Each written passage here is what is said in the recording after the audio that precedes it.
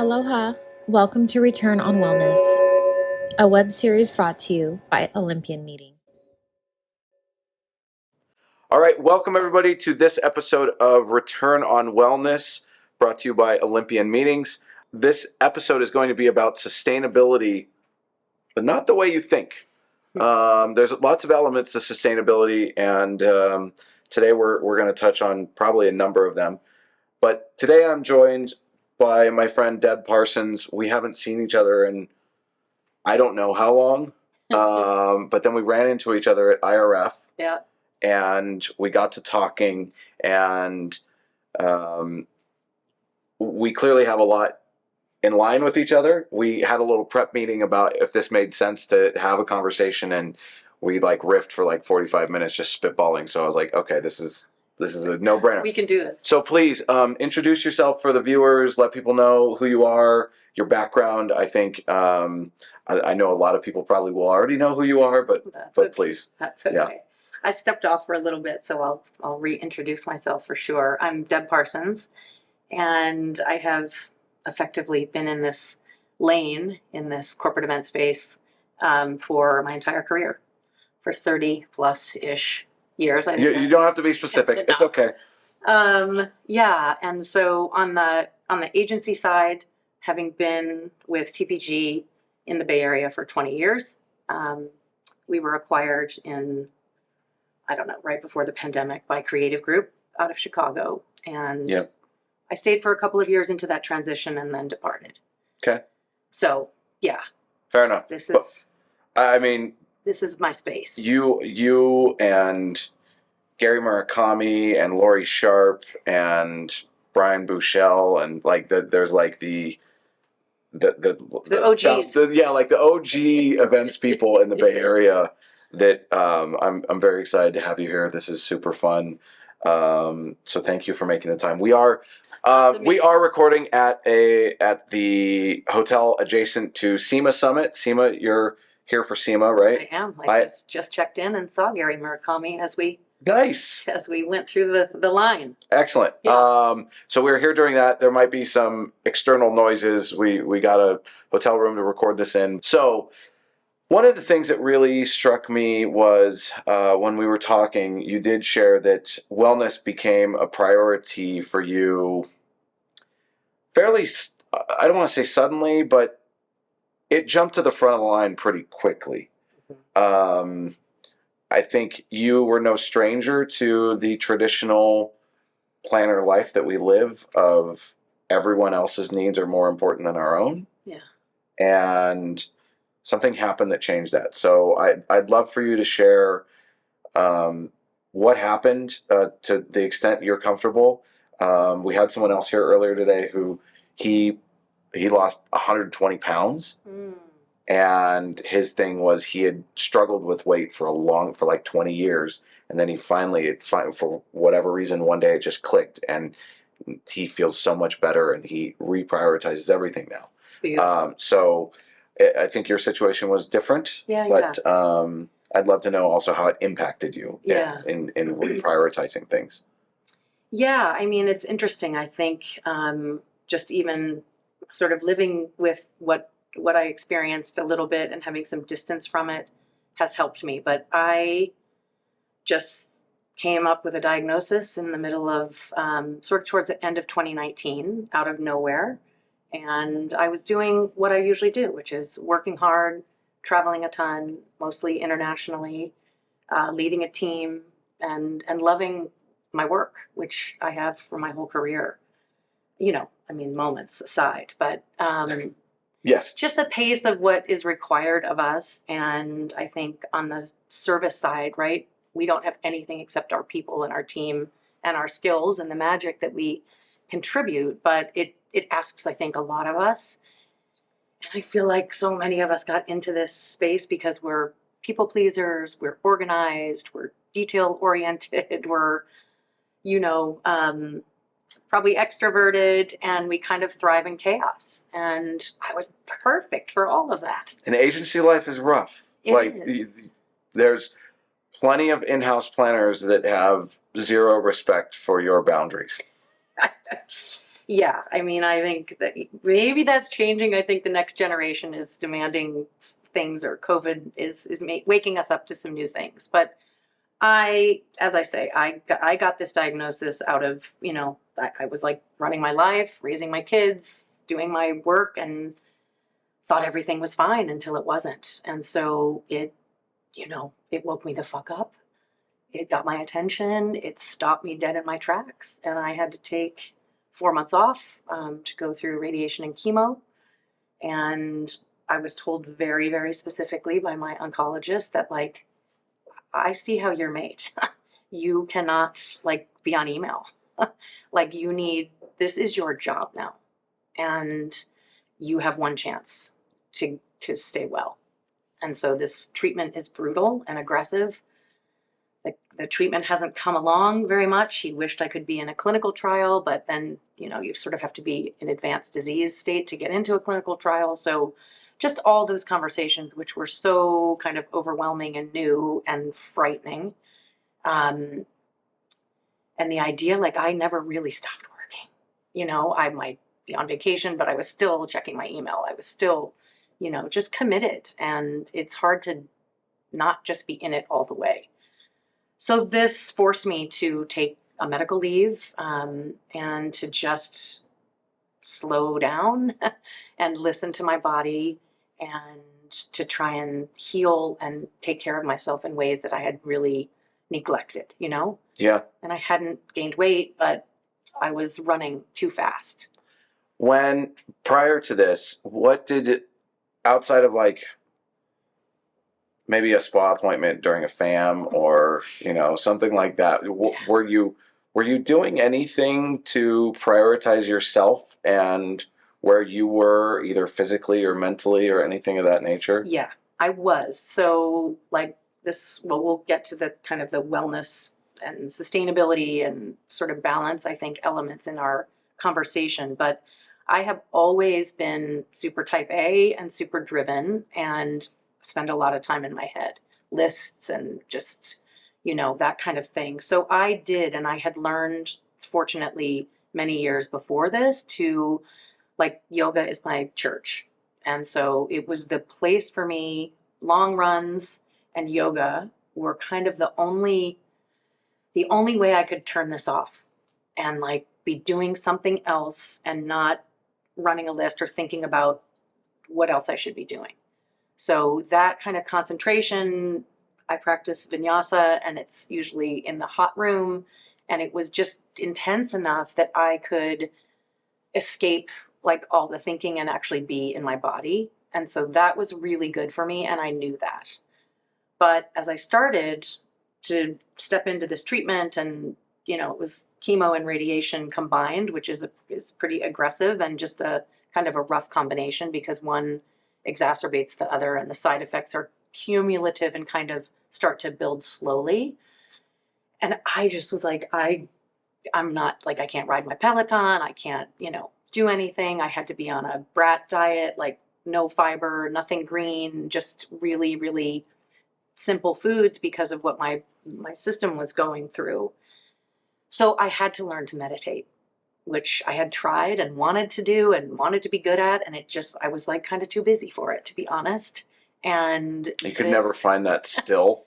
I couldn't, like, I just felt like I wasn't good at it, and I just promised myself, and I talked to some people who've been, through what I was going through. And one of the things that I was told was, like, just find some new ways to, like, be slow and to be quiet and to be still. So was 4 months the initial treatment plan that they told you was going to be? They're like, you need to take 4 months off of work. Yeah, I mean, he really wanted me to take 6 months off, and you talked him down to 4. I talked him down to 4. Okay, seemed about right. Yeah.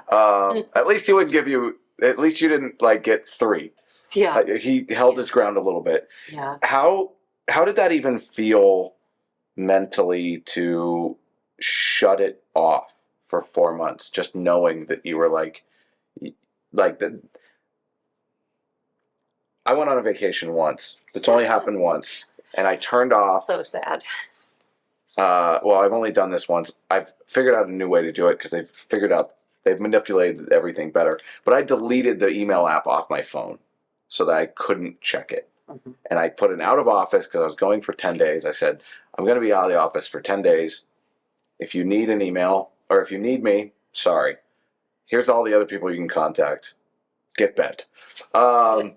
And it was incredibly liberating, and I knew I was going to hate it when I got back, and I would get through it. But like, to look down the barrel of 4 months when we know, like, I feel like that almost It had to makes me be nervous now. right. Like, I feel like that had to be as intimidating as the rest of it. It was, I think, and it was a combination of things. I think I can tell you now, I don't know that I would have had the language for it then, but my identity was very wrapped up in what I did. And I loved what I did, but I don't think I had built a lot of strength in other pockets. Meaning, like, I have a busy life and I have 2 young kids and not so young teenage kids, now in their 19 and 21. But I was obsessed in my work. I really was. I lived it. I loved it. And it was really hard to turn off. At this point, I was running my organization. We had been acquired, so I was the EVP of the West Coast office, but with massive responsibility for, the 40 people that worked for me and people that were my friends and family for 20 plus years. Yeah. So it was a combination of things. It was delightful to sort of be told that I have to like stop, and there was no like sneaking around, and I turned off my email. I mean, I just never even opened my laptop.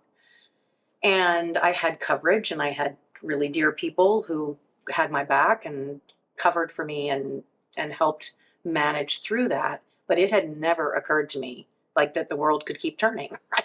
Like, we're sort of crazy, but obviously we overstate and overthink about our value and just how things could, keep churning. So it was freeing and liberating and probably terrifying kind of all at once. And I think it also got harder as I went through my treatment. So there was no real like desire to kind of like try and, I wasn't talking to people really because I was just told, meaning like my team. And, Right. And, Yeah. a couple of my friends obviously were caring for me, and I had lovely and dear people show up for me, but I was really not talking about work is what I mean, you Yeah. know? Yeah. And I know my friends and colleagues also were really good about those boundaries, because it's a slippery slope. Like, we have to have one call about a client, and the next thing you're in it again, Right. I couldn't do that part way. So I really took the time, and I think I seriously kind of have anxiety just talking about all of this, because it just was so different. It was such a different speed. And I thought, like, has the rest of the world been doing this? Like, just really taking breaks and, Just Europe. turning it off. Yeah. Just all half of the Northern Europe and, a huge part of the world. So yeah, it was very radical. It was very different. And I also started to have time to just think and process and wonder, like, what was I running from and what was enough? Like, how much more could I grow into my position? And like, it just gave me an opportunity to think about, what do I want? What do I want this next phase of my life to look like? Like, I want to heal. I want to do all of the things that I'm being told to do to take good care of myself, but that's going to have to look different going forward. Yeah. I cannot jump back into the fire and do this the way I just didn't want to anymore either, because I got a little taste between the pandemic and the world shutting down and our industry kind of shuttering, being super immunocompromised at that very same time, and then ultimately like leaving my job really shortly after I went back. So I think I had a reckoning during this time, and I say kind of proudly that cancer kind of gave me a chance to like try this again. It's almost like cancer gave you your life back, It did. which I Yeah, it's like I hope that doesn't come across as flippant or dismissive. No, But I mean it's really what I would say is that I got a chance to like I made it, and I've 3 years clean, and my oncologist says it's super super unlikely for this to recur, just the kind of cancer that I had and all of the details, but that just yeah, I that's a it's like the ultimate silver lining, I guess. But it really forced me to kind of think about the cancer as like this kind of gold dust that got sprinkled in and really, really woke me up. so you mentioned that you want to try to get good at meditating. Hmm. Did you get good at it?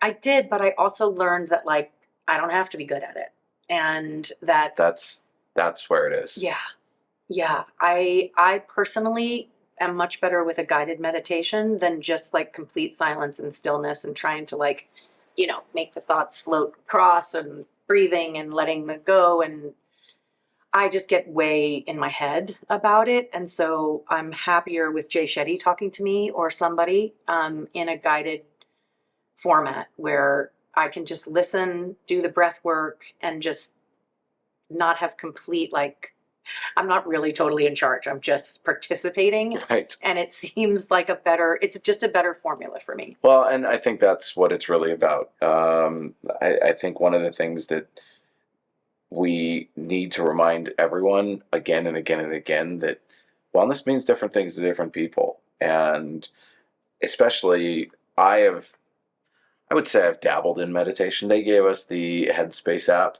during the pandemic, and sometimes I'd fall asleep, sometimes I wouldn't. Yeah. But either way, I always woke up feeling better. So I was like, who cares? Right. It's helping something. You know what? I woke up in a better mood than I stopped. And it gave me an opportunity every day to just stop and reset. Yeah. So yeah, I think the real significant thing you said though is you got better at it, but you realized you didn't have to be. Yeah. And that's really where the magic lies. Yeah, and I think that this is kind of like a theme in as it relates to wellness and some of the things that we've spoken about, because I think it can be intimidating and it can be like we don't know necessarily how to step in and how to do it. Do it, right? The wellness stuff. And so I think sometimes it's like, I mean, I go to practice yoga all the time. I just did a massive certification and like it's my thing. But I was reminded on Saturday in my class in the morning that like it's a practice. You're never, just because you get a headstand or you don't like float off your mat and then get to like walk away from it. I think if you could float off your mat, you would get to walk away from it. Just for what it's like, worth. The nirvana. You can levitate. The nirvana part is kind of elusive, Yeah. And so the point is that it's a practice and it's a way to come back to your mat and to your body and to the practice of just staying right here and like staying in, even when it's hard, as they stay, like staying in that shake. And that's, I think, what I think is important for us to teach and show others is that there are all kinds of ways to tap into wellness that we may not know everything about. And it's okay. You can be brand new and still try it. Do you remember the first time you went to yoga? Mm-hmm. Do you remember what it was like? Yeah, I was like, these people are freaks. Like it is a Bikram class in San Francisco, like, 100 years ago. But, I became like one of the freaks. Like it just, yeah, I do remember. And it seems, I think a lot of this stuff can seem a little culty, right? I'm in a cult. Yeah, I do. Which one? Street or CrossFit. Exactly. Well, the reason I bring this up is I think it's really important for people to just start. Yeah. And to try something, and to just give yourself the grace to go try something new that you're probably going to suck at. Yes. Especially with us, meetings and events people don't have control issues by any means. Not a one. But putting yourself there in that position where you don't know what you're doing, and it is an opportunity to get better at something. Some friends and I was just away this weekend, and we were talking about being coachable. Mm-hmm. And one of the things with any of these things, with CrossFit, with yoga, with bar, anything where there's a person to like a coach to class, group X class, man. It was a long weekend. You were constantly putting yourself in a space for feedback. Mm-hmm. And it really shifts your perspective, because you all of a sudden go from maybe being not so coachable to basically constantly being coached, which then it changes your perspective, because then you start saying, oh, yeah, I should try this. Who cares if I'm bad at it? Everyone's probably going to be bad at it the first time.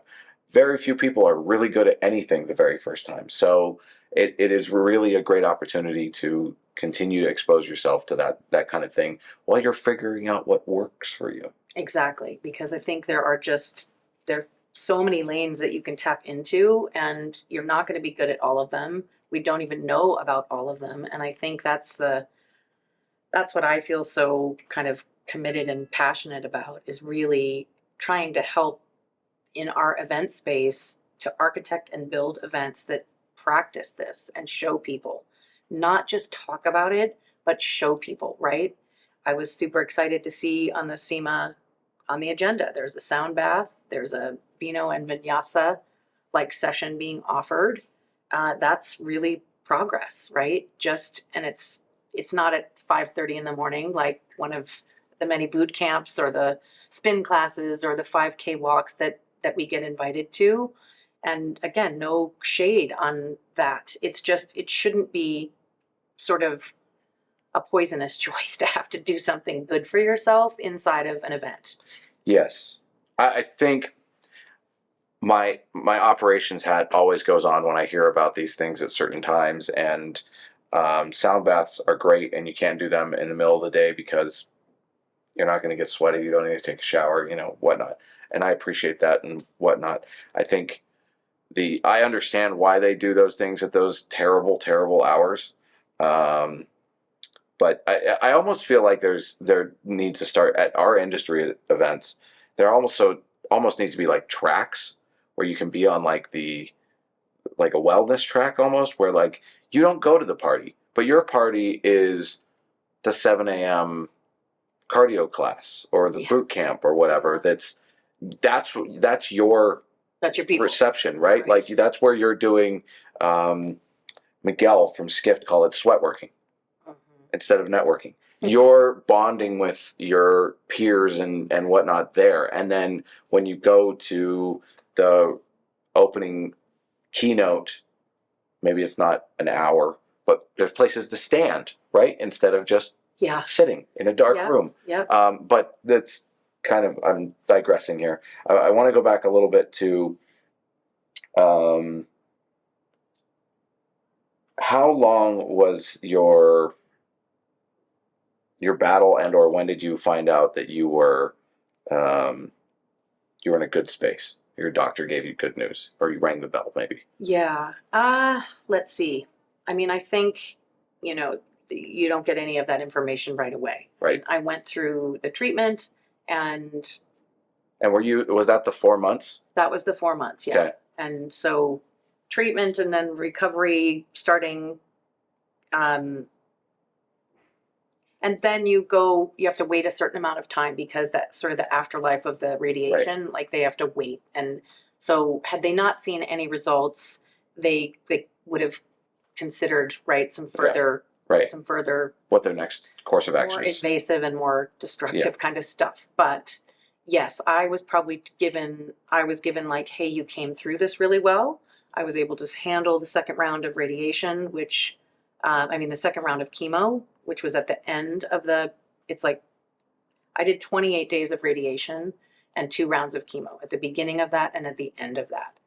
And you have to have the right blood cell counts and stuff to handle in order for them to give you the second round of radiation with the chemo, which amplifies the radiation. So that's what I did. That was my course. And then you're sort of like, oh, the cumulative effects of that kind of carry you through that 4 months. And Got it. so it was probably a year, I would say, David, where I felt like, okay, they seem encouraged, like everything seems all right. And then they follow you really for 3, I think Fair is enough. kind of the protocol. So when you came out of those 4 months, you obviously were significantly changed. mhm. Do you think it was a shift in priorities? Do you think it was the fact that you realized that you don't have to be good at meditation? Like, what do you think shifted in that time for you that propelled you into where you see things and how you see things now? Yeah, I think I think I had a chance to just sort of examine, like, okay, I didn't take any of the small signs, like, yo, maybe you could throttle it back just a little bit. Maybe you could slow down. Maybe that presentation on Mother's Day, like you could probably say no to something. And I just think I was performing, and that's kind of how I measured myself. And I think the time from my diagnosis through taking 6 months off, really, I just, I recognize that I have been paying some price for the decisions that I'd made that I wasn't slowing down long enough to look at. So I think it was a combination of all of that. Like, whoa, I'm on lockdown basically. And then COVID. You were like double locked I was down. on double lockdown, and I was like way ahead of all the rest of you, like with washing hands and being super, hyper vigilant Yeah. because I was just simply immunocompromised. And then I was like, oh, now the whole world is on lockdown. So I was like, well, look at me. But I think it was during that time that I had a lot of time to read and think and write and just kind of journal, and not something that I'm also really good at, but I had to process kind of what I'd been through. And so through all of these different modalities, that's what I did. I gardened, and I wasn't on a plane, and I had time to just watch movies with my kids and just be silly and do nothing. And I think like it just agreed with me to have not be sort of so amped, but it was foreign Yeah. because I had just, I'm not 25. Like, I'd been doing this for a really long time. And I think it just occurred to me that maybe never was it going to be enough. So what if it just was enough? Like, it was a whole Right. new way of thinking that, like, maybe I'm just okay in a slower gear. Yeah. Well, there was never a finish line theoretically. You were just all No, out. it's like a head game, Yeah. That's what I think. That's what I think shifted for me, is that, like, I'm in charge here and I'm doing this to myself. Like, I'm not blaming anyone. Nobody asked this of me. Like, I am driven and brutal on myself. So I walked into it and just grabbed it and went for it. But I don't think, because I was in the pace, that I ever really like considered, wow, how is that impacting me, and what might it look like, or how could it feel if I were to do a little bit less? Or what if I don't have to be the president? Or what if, like, there's a way to, like, do work that you love and work that you're passionate about, and not it just, there were sort of some new considerations Yeah. that I don't think would have come to me if I hadn't been, like, really blasted backwards. Fair enough. I think that's a perfect segue. We talked in the beginning that this was going to be about sustainability. We're gonna call this episode sustainability. I love it. I think that's where this kind of came from. Is something that you and I talked about. Is that there are new people coming to the industry. They're coming with a different sense of priorities, and you experienced, let's call it events 101, or like event version 1, like what the event manager was supposed to be. And now that you've gotten to tap the brakes for a second, how do we get people to stay in this industry without burning out? How do the people that have been here figure out how to make it last? And then how do we attract new talent? Because it's really tough when somebody tries to recruit and they're like, yeah, isn't this like one of the top 5 most stressful jobs? Which there's a lot of jobs that seem to be missing on that list, in all fairness, but still. But we still rank in the top Yep. 10 like forever. And then you're like, yeah, but you get to go to Cancun and drink your face off for free and go to fancy spas.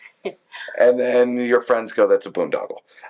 So I'd love for you to kind of start. We can just kind of chit-chat about it, but I don't know if there's a section you want to start with. Yeah, I mean, listen, I think it's a great way to kind of open this. I feel really personally passionate about this space because it's been so good to me. Like I got knocked sideways, but that's partly me, and it was just what I needed. But I also have had the most extraordinary fun and amazing times all over the world, right? For like my whole career. And I've adored the work.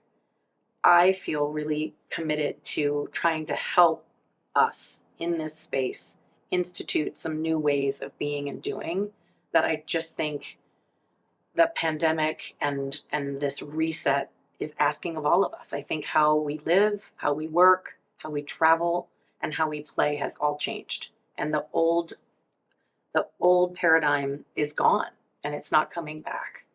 So, and yes, I agree with you. I think we want to draw young people into this industry and into this space. But I feel like if we don't model what it looks like to take good care of ourselves, and if we don't show people that there's breathing room and there is space to be different, there's room to be exhausted and overloaded, and if we aren't creating some ways to talk about that and to adjust the way we're going about it, I think it's going to be questionable about whether you could get people to sign up for what you and I ultimately signed up for. Right. So I think, yeah, we have to start to show and tell what wellness can look like in this event space. And that's the part where I say it's like the architecting it in to the events that we build and design. We need data, but there's tons of data. And I think that's the exciting thing now. The science has caught up with our 24/7 switched on lives. And we know now, right now, sitting here today, that it is not sustainable to like be in a 4-hour general session, right? You cannot take in that much content. Your brain is just, it's going to cut off whether you're sitting there or you don't. Right. You cannot like take all that in. So we have a responsibility to just lead, and I think to create a different way of sharing information and creating gatherings, right? My company, I'm doing a bunch of things, but one of them is really around this wellness, and my sort of company tagline is gather well, because I feel like we have to do it a little bit differently. And I think people are craving sometimes things that they don't know how to speak to, but I think they're craving a different pacing. I think they are looking for ways to catch their breath between sessions at SEMA. Right? And it can't just be, we're slow to sort of adopt and shift. And I just think it's incumbent upon us now to like introduce things and help people at least test and play with ways to drive content and ways to gather people that can be more sustainable, more holistic, and like leave you feeling inspired and refreshed and not like you've just been run over by another thing. Yeah. There was, when we were first talking, when I was just kind of socializing this idea and concept, I was like, I would look at my watch, right? And I'd look at the steps.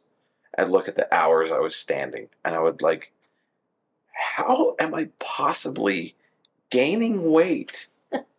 Like I come back from a show and like it doesn't add up. I've done like 11 miles a day. Right. Like my caloric output is through the roof, and yet somehow I'm putting on weight. Like, what has happened? So that was a big aha moment for me. I was like, what if you could go to a conference and instead of like gaining 5 pounds, you lost 5 pounds? Yeah.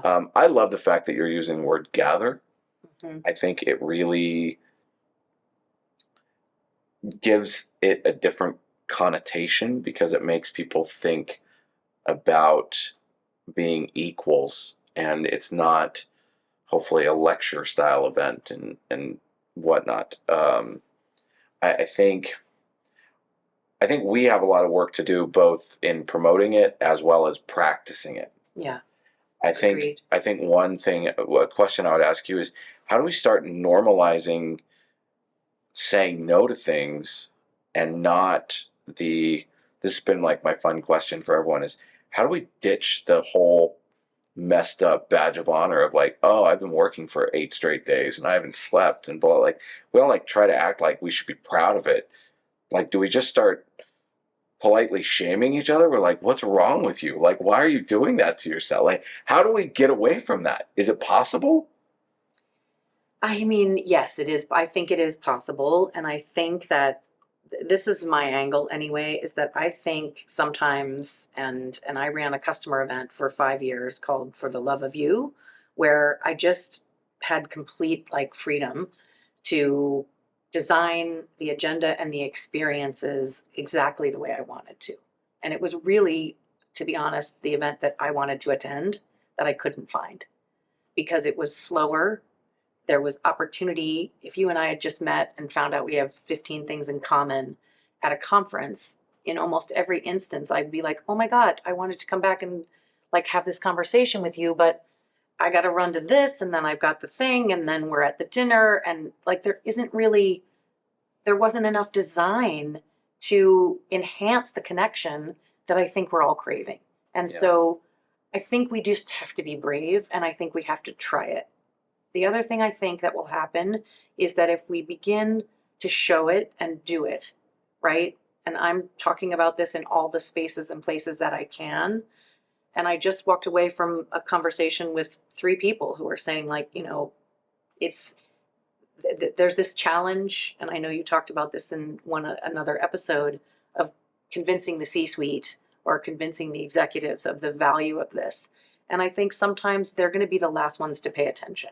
So let them just hear that somebody else's event went really beautifully because there was intelligent like pacing and space and room for people to like absorb the content and that they left feeling better and more committed to the brand. And that's going to happen if we introduce and like break some of the patterns that we come from. And so I feel like at these kinds of events, we have to be the leaders and we have to show, not just talk about it, right? I think you're the one who told me you heard a wellness session and then went into like speed dating networking. It's like, wait, how can you honestly like have this conversation and then walk us into that? That's so broken. Yeah. We were talking with previous guests about intentionality. Yeah. And the fact that the other thing that was interesting he brought up was the fact that like a lot of meeting planners are just kind of passive in the fact that like they feel like it's an honor to have this job, they're excited to have it, they can't believe they get paid to do it, and so they just don't want to rock the boat so that they can keep doing what they like to do. I mean, I get that, but I also feel like if they knew and if we practiced and showed them how, I think some of these, we don't need 2.5 hours of wellness content in order to have an impact.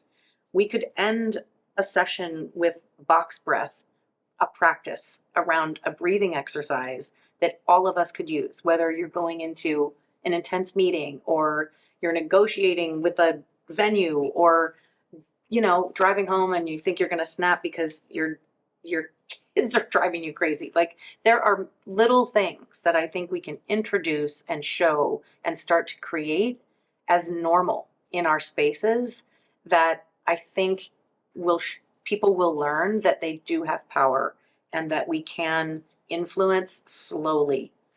a shift in the way that we're delivering content and make these gatherings more meaningful and more impactful. But it certainly comes back to intention. Yeah. I think what's really interesting how we came out of the pandemic and people had reprioritized things, and immediately the term that people started throwing around was that quiet quitting term. Yeah. And I know for me, I heard it and I was like, you mean I was setting quiet for years. boundaries? Yeah, I get it. I'm like, that's That's basically what we're talking about. I know. I like, you're telling me if I'm not willing to work all kinds of god awful hours whenever you want me to, I'm quiet quitting. Yeah, then I'll quiet quit all damn day, because I also know that if I make the time to go to the gym, Yeah. I will get more done in a day. Yeah. I've experienced that personally. I used to go to the gym on a lunch break, Yeah. and I was gone for 90 minutes. And I got a little shoulder tap about the perception. What does that look like? Well, your coworkers, and you leave right at 5. I was like, Damn is right. there any problems with my programs? Am I behind? Have I missed a deadline?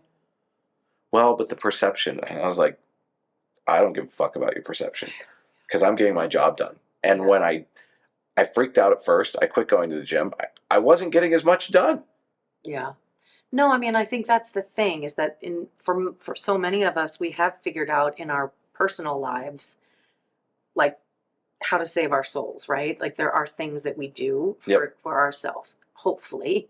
And I think that introducing pieces of this, I mean, you look at one of the UN's, the number 3 goal around sustainability is around wellness and well-being, health and well-being. Like, this is an important thing on the planet, and we have an enormous opportunity to create just pathways and like experiences for people that, if they feel it and experience it and get a taste of it, they can just introduce pieces of it. Like, right? We don't have to do a whole, like, rejigger the entire agenda. Just do some breath work. Create a chance for people to have conversations. Somebody I was talking to was saying they were in a destination, and one of the breakouts was like a walking tour of the city to just like have conversation. You can be talking about business topics, but also be getting to know Salt Lake at the same time. Yeah. There are lots of ways that we can be clever and that we can introduce and model. I think that's really what it's about, is that we have to start modeling it. And if we don't do it, it's not going to come from the executive office in very many cases, right? Yeah, and I think that's a key point here. Is I think for those of us who have been in this industry for a while, and those who are in leadership positions need to. This is an opportunity and a calling to be more. I don't want to say forgiving, but understanding, because as that next generation, it comes down to, well, do you want to rag on someone about, quote, all the breaks they're taking because they stop working for 5 minutes and do some box breaths, or step away for 10 minutes and go sit in their car and meditate or whatever? Yeah, or take a call walking around the block, right? But they're not in the office or something of that nature, and then you end up losing that person. Like, are you being penny wise and pound foolish? Yeah. Because so I think there's a call to everyone in a leadership role to be more understanding of the fact that people are trying to find balance. Yeah. And that, I don't want to say hustle culture is dying, but it needs to. It's not worth it. Right. If you want to, great, and that's for you, so be it. But you are sitting here being living proof that you were hustle culture. It's losing its sexy. I think that's really true. And so there are, I think there are consequences to just not addressing any of this and not paying attention. And I feel like we have the opportunity, because have industry events where we're really talking about what the future of this business can look like, this is the perfect place where we own the content. And I don't mean we like you and I, but SEMA and SITE and IRF and the organizations, MPI, the places that we go have they have the ability to like introduce change and make small waves to help people get a sense of what it can feel like if you move from your sympathetic to your parasympathetic nervous system in one session, to just like have something calming and then to leave that event feeling different. I think will start to just, people will demand that we consistently offer things that make it feel different and better. Well, and if you Right? want to drive registrations, Yeah, leave people different than when they came to your event. right. And it doesn't take, like you said, 2 hours of wellness sessions. No. Like I remember one time I mentioned box breathing. I was actually speaking to a group of AV techs, and I said, "Oh, how many people have heard of box breathing?" And it was a bunch of guys, mostly, all in black, of course. And like a few of them raised their hands, and I'm like, You have. "You think it's some hippie stuff, don't you?" And I'm like, "Guess where box breathing got started?" And I offered people the opportunity, and they kind of, I was like, "It's the Navy SEALs," and they were like, "Oh, okay, now I'm listening." I'm a badass too. Yeah, okay. And it just the idea of being able to make that switch, and the reason they do it is so that they can trust their training, so their brain functions properly, so they're not in panic mode, Right. because they are in literal life and death situations.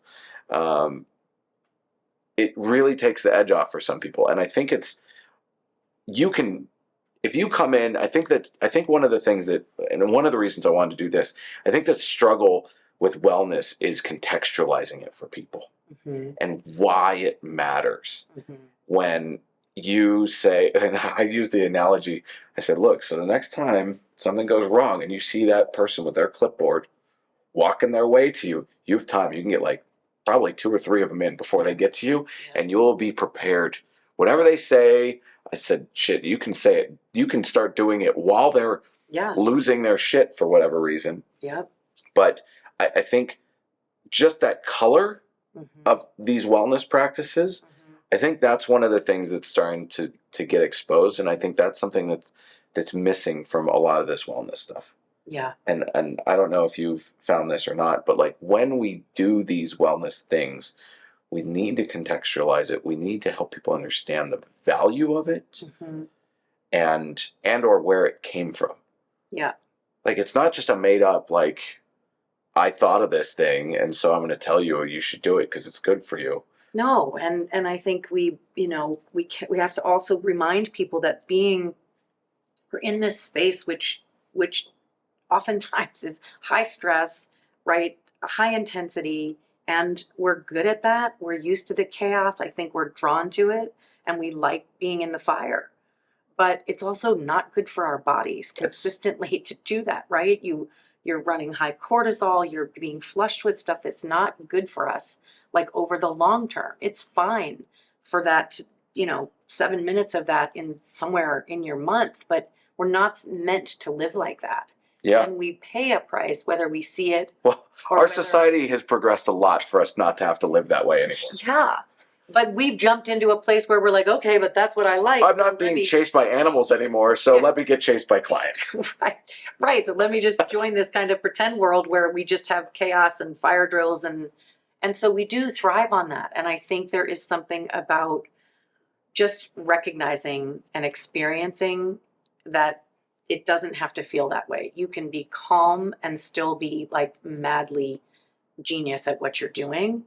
But I think if we give people tastes and an opportunity to see and experience it themselves, it's something that you can then carry away into your personal life too. And I think that's always the magic to me, is if I attend one of these industry events and I leave feeling more capable and knowledgeable about my industry space, but also like, oh, that was actually really helpful for me to like learn this new thing because I'm into that. I like to read, I like to listen to podcasts. I crave like learning and new information. And because I stepped off the track for a minute and I've started consulting and I'm working for a beautiful agency up in Seattle called MCW Events, and I am a beginner again. And it is also like really fun to kind of to have a chance to reset and rethink about like, okay, how can I do this? How can I stay in this place that I love, but not pay the price that I was willing to pay before? Yeah. What are your thoughts for someone who is fairly new to the industry, who's getting that pushback, who's trying to set those boundaries, who's trying to prioritize and find their balance, and this is like their, maybe not their first, but their, the first job. We can beat them up a little bit. It's all right. But like their second or third job, right? And they're really trying to find that balance, and they want to have a long tenured career, but they're getting this pressure of like, well, you need to be more available and blah blah blah, and how would you, well, like, knowing what you know now, having been an executive, if they were willing to listen to you, because let's be honest, Yeah. they may or may not be, just because kids are stubborn. You have them. Yeah, I do. If they were willing to listen to you, or you took a time machine back, what would you want to share with them to preserve that longevity? Yeah, I mean, I think a couple of things. One is that this is just me, and so that I'm pretty direct, and I was pretty ballsy and willing to fight for myself. Like I've always sort of had a little bit of a fighter in me, but so I'm not afraid to speak up. So it comes easily to me. But I think you have to feel good about it, and you have to feel complete in your day. If it's just a battle all the time, and I think there are ways you feel like there are just too many boundaries being crossed and being asked of you, I would, it's probably not going to change dramatically. But I think if you are performing and you are getting feedback that what you're producing, like you said, it's really hard. I think then you can't own somebody, and I think to run over people and have them feel really like they don't belong, that's not going to be sustainable. So it's a dance. I think it's a really delicate dance. I'm gonna try to summarize it. Protect yourself. Yeah. Look out for yourself. Yeah. And if the place you work isn't willing to be supportive of that and recognize what you're contributing, get the fuck out.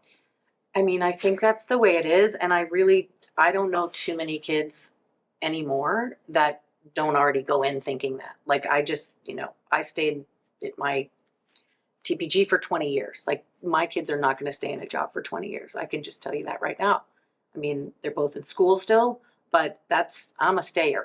Yeah, right? Fair enough. I'm deeply loyal, and I like to find my people and get the chance to do beautiful work like that. I don't think too many young people have the same boundary issues that I had. Like I was willing, and it just seemed like you said, like, oh my God, if you want to stay here, this is the way you do it, and it's insane, but that's what everybody does. And I just think they've seen the world in sort of through some different lenses that they're not willing to like pay the same kind of price. And I think if my daughter or my son were asking me and they were in a job where it just didn't feel like they could strike that balance, I would say it sounds like it's not for you. Yeah, I think. And if you've tried a few things to take care of yourself and that's not respected, then you have to get the fuck out.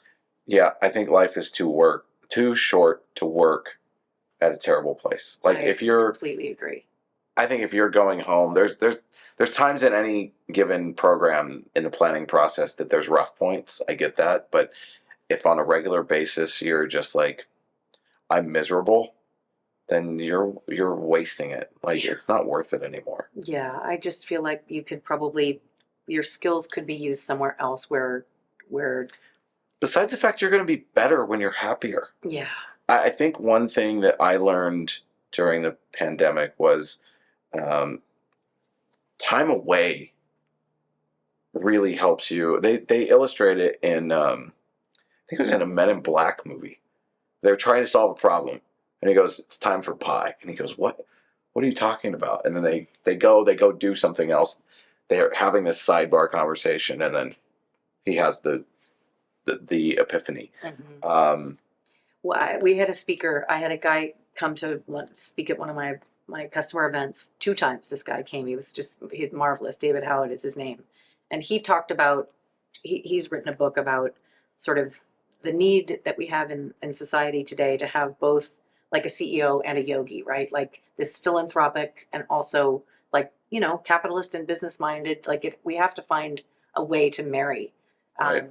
our needs and to be both, I think. Conscientious capitalism. That's a good one. His way that he defined that for himself, which I just love and have never forgotten, is like, what does flow feel like? And he said, it's like, is it easy? Am I having fun? Is it easy? And am I seeing results? And like, I think that's such a great sort of litmus test for like, that's where I am now, is I'm doing work that I love with people that I'm crazy about, and I'm madly good at it. Like that's a magic formula. And if one of those things is just way out, it's not going to always be perfect, right? I mean, we've got weeks and months and days and years, but it's not worth it, I don't think, to have everything out of balance for too long. Yeah, I agree. Okay, we'll ask 2 wrap-up questions here, and then we'll let you get to your typically scheduled opening reception. Right on target. Right. Okay. So it's basically 2 sides of the same coin, and that is things that are happening in the industry. What are you seeing that seems really promising that we need more of, and what are you seeing that we need to stop doing? You can pick whichever one you want to go first with. I mean, I would say, I think some of our events and industry things need to be reimagined, and I think that it's going to take brave people to do that. I would be okay with no more speed dating, like, as a sort of a model for how to connect.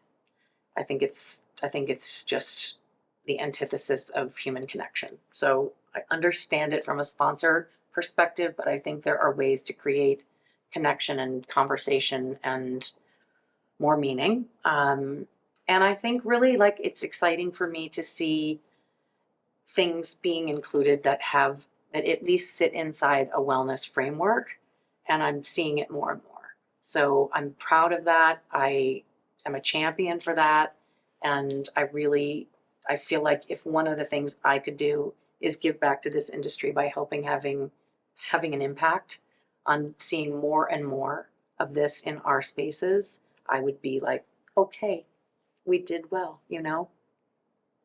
Perfect way to wrap. Awesome. Awesome. Thank you. Thank you so much. I knew we'd do fine. I'm like, what is an hour? Awesome. Thank you. Well, thank you for making the time. I'm glad this worked out so well. Yeah, this was cool. Well, thank you, Anka. Thank you, David. Thank you for making the time. Thank you so much for joining Return on Wellness. For help integrating these ideas, please scan the QR code. We sincerely hope you join us for our next episode of Return on Wellness.